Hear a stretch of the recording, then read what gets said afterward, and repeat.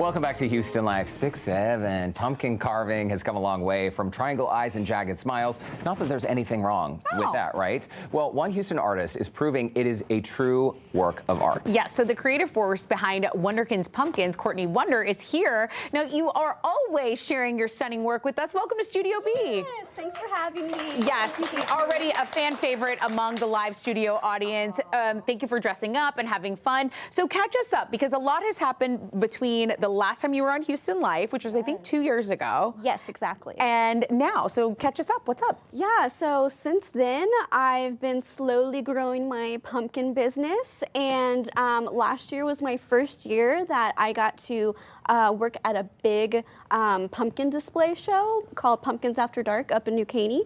And this year, I was called to go to Chicago, where I got to carve on huge, like 125-pound pumpkins for my very first time. Oh my goodness, these gourds, Derek. It was so much fun. I really got to hone in my craft and show what I was doing, and I just had a blast. Well, and so fun. Did your skill translate easily from smaller pumpkins to big pumpkins, or was there a learning curve I here? think my skill with foam pumpkins, I know that's what we worked on last time, really transferred to these larger ones, and it made me feel kind of more confident in my artistry. That's so cool. That's so cool that you're getting to meet like-minded people. You're getting to work with other artists, because then you can trade tips and secrets. It's so helpful. I love that. And so what she's talking about, the foam pumpkins, these are the Wunderkins pumpkins that these will last you forever, and you sell them as a lamp. People can name the design, and you can really execute it, can't you? I can. Also, Courtney, some personal developments in your life. You were recently diagnosed with what's called visual snow syndrome. Yes. Describe to us what that is, because your work as an artist, you use your hands, but you also depend on your eyes. Exactly, yeah, eyes are kind of nice. Yeah, so visual snow syndrome basically is I see static in my vision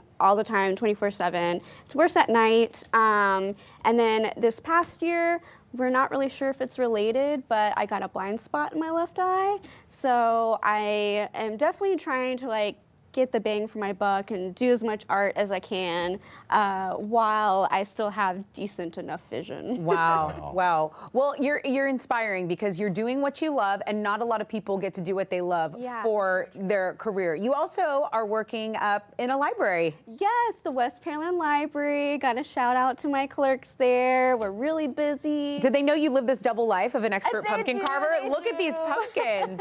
People might ask you, Courtney, how do you do this?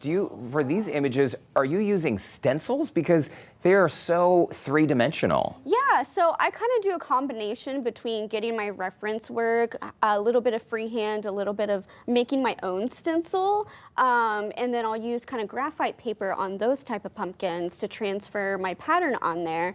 And I'll kind of have a printed out sheet, black and white, as I'm carving, so I can, get as much as I can to be realistic. Well, I love that listen, in addition to all that, Derek, the library, the pumpkins, she also is a certified molecular biologist, okay? So she's just a Jane of all trades. I'm just collecting things. You are.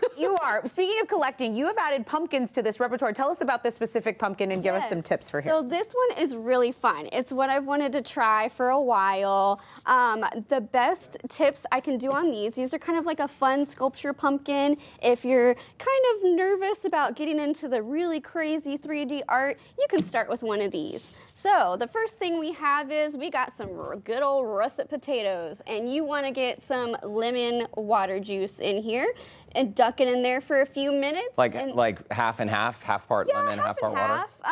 Yeah, pretty much. Okay. I think I probably have a little bit more water in there. And why do you do that? Yeah, so you let them soak just for a few minutes, and they will retain the whiteness of the russet pumpkin. So you get a nice contrast to, your orange pumpkin. Another thing carvers like to do is take a little bit of piece of carrot, and you'll cut a nice kind of pupil size. And so when you have one of your cookie cutters, you can cookie cut a little in your pumpkin, a little pupil hole right there, punch it through, and then you can put a little bit of carrot in there. How did you get the round shape of the potato?